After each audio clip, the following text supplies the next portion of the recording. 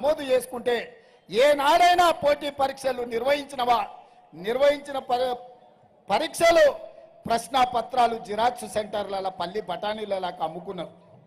పరీక్షలు నిర్వహించకుండా నిరుద్యోగుల ఆశలకు గండి కొడితే పిల్లలు రైలుకు ఎదురేగి రైలు కింద పడి చచ్చిపోతుంటే ఫ్యాన్లకు ఉరేసుకొని ప్రాణాలు తీసుకుంటుంటే ఏ ఒక్కరోజైనా చంద్రశేఖరరావు ఆలోచన చేసిండా?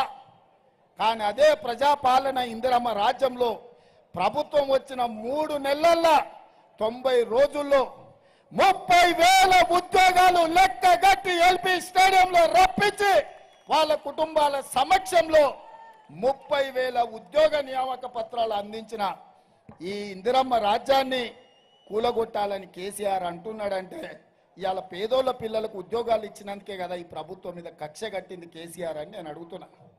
మేం తీసుకోలే, మా ఇంట్లో పంచుకోలే, మా ఇంటికే మూట కట్టుకోలే. పేదోళ్లకు 30,000 ఉద్యోగాలు 3 నెలల్లో ఇచ్చిన మాట వాస్తవం కాదా? 30,000 ఉద్యోగాల వివరాలు ఇస్తా. ఎవడైనా దమ్మున్నోడు ఉంటే చర్చకు రావాలి భువనగిరి సెంటర్లో.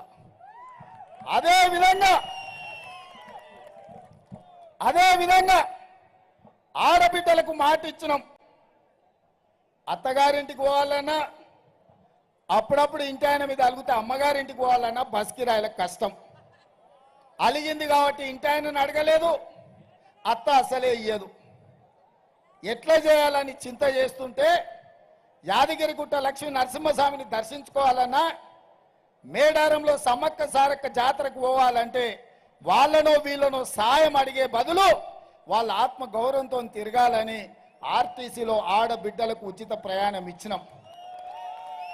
పొన్నం ప్రభాకర్ గౌడ్ రవాణా శాఖ మంత్రిగా ఉండి 35 కోట్ల మంది ఆడబిడ్డలు ఇవాళ బస్సులలో ఉచితంగా ప్రయాణం చేస్తుండ్రు. అనా పైసా లేకుండా బాజాప్తా బస్సు ఎక్కి ఎక్కడ కావాలంటే అక్కడ చెయ్యి ఆపుతురు, మా అక్కలు ఎక్కుతురు, ఎక్కడ కావాలంటే అక్కడ బస్సు ఆపి దిగిపోతురు. మా ఆడబిడ్డలను ఆర్టీసీ బస్సులలో ఉచిత ప్రయాణం కల్పించినందుకు కాంగ్రెస్ పార్టీని ఓడగొట్టాలనా?